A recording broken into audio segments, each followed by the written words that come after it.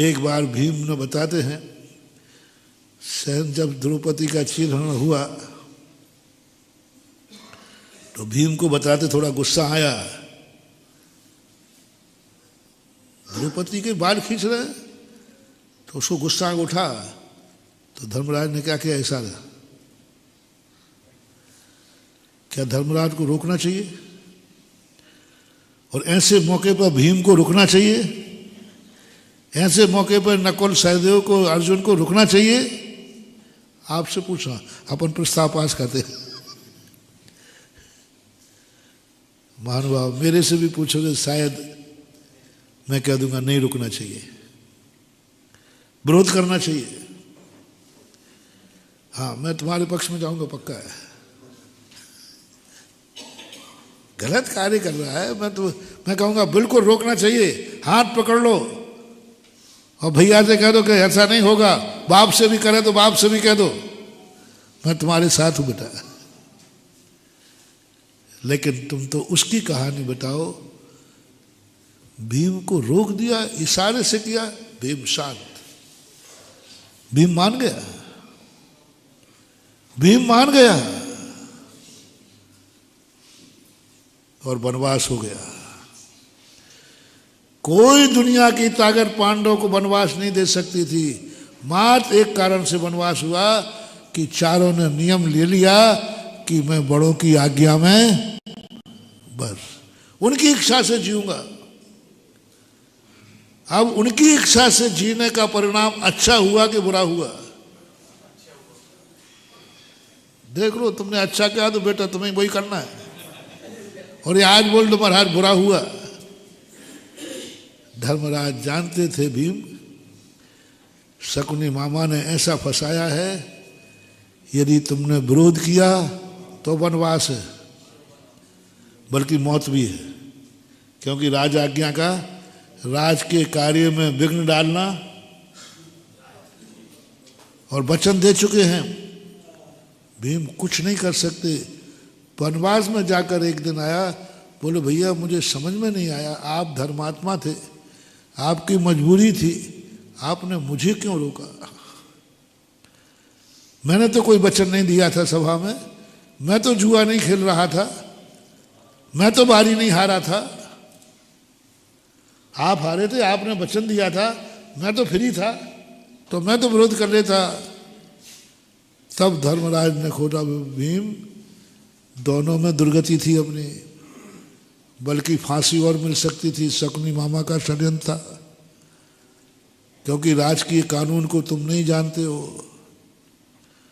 वनवास हुआ, कष्ट उठाया, लेकिन अंत और बता दो, अंत और बता दो। कौरव अपनी इच्छा से चले तो उनका अंत क्या हुआ? पांडव बड़ों की इच्छा से चले, उनका अंत क्या हुआ? ये है प्रवचन का निर्णय, आप बता दो। कौन सा आशीर्वाद दे दूं, दुर्योधन वाला कि पांडव वाला?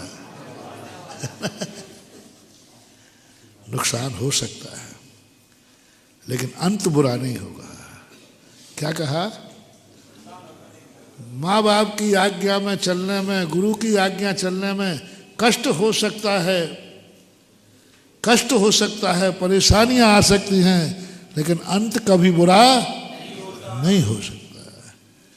इसलिए आज जो मूल विषय जो मैं बता रहा था, घरों में किसकी इच्छा, बेटे को किसकी इच्छा के अनुसार खाना है, अपनी जिंदगी कैसे जीना है, माँ बाप की इच्छा के अनुसार, बड़ों की इच्छा में। यदि तुम ये पाल लेना,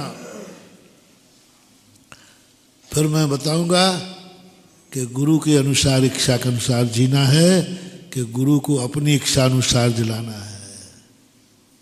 अब बताऊंगा गुरु को।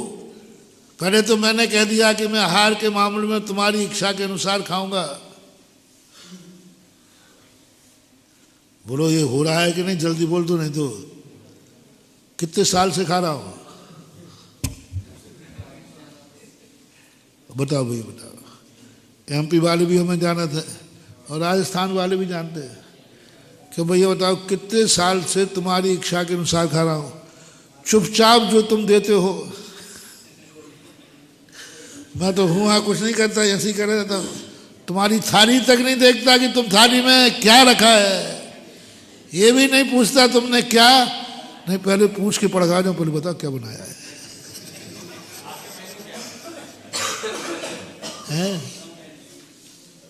क्या पूछना? श्रावक है, भक्त है, सुबह से लगा है। तुम तो 10 मिनट में खा के आ जाओगे, वो सुबह से चिंता कर रहा है, कल से चिंता कर रहा है, 24 घंटे सोचता है क्या देना क्या नहीं देना, सब सोचता। हम क्या सोचे? तो बोलो भाई ईमानदारी से, कितने साल हो गए हमें आहार लेते हुए? सन 1978 से ले रहा हूँ, ब्रह्मचारी अवस्था की मान तो 78 से।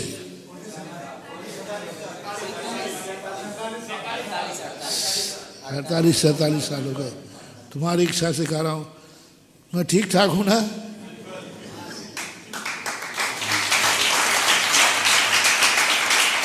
अब एक अंत में कह दूं,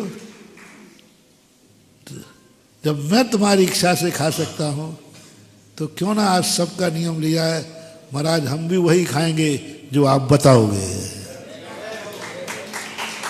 हम खिलाऊंगा तो नहीं, हम खिलाएंगे तो नहीं बेटा, ध्यान रखना। हम महाराज जी आप बना के जो खिलाओगे वो वो तो नहीं होगा। बता सकता हूँ कि तुम्हें ये खाना है और ये नहीं खाना। जिनवाणी बता ही रही है कितना बड़ा। हम श्रावक की इच्छा से खा रहा हूँ, मेरा कल्याण हो रहा है, मेरी विशुद्धि बढ़ रही, मैं आनंद में हूँ। और तुम यदि जिनवाणी माँ और गुरु के बताए अनुसार जिंदगी गुजार लो तो तुम्हारा भी आनंद ही आनंद है। महावीर भगवान की जय। जय जिनेंद्र। अगर आपको मेरी वीडियो अच्छी लगती है तो प्लीज़ मेरे चैनल को सब्सक्राइब करिए, लाइक करिए, शेयर करिए। इसी तरह से अपना प्यार मुझे देते रहिए।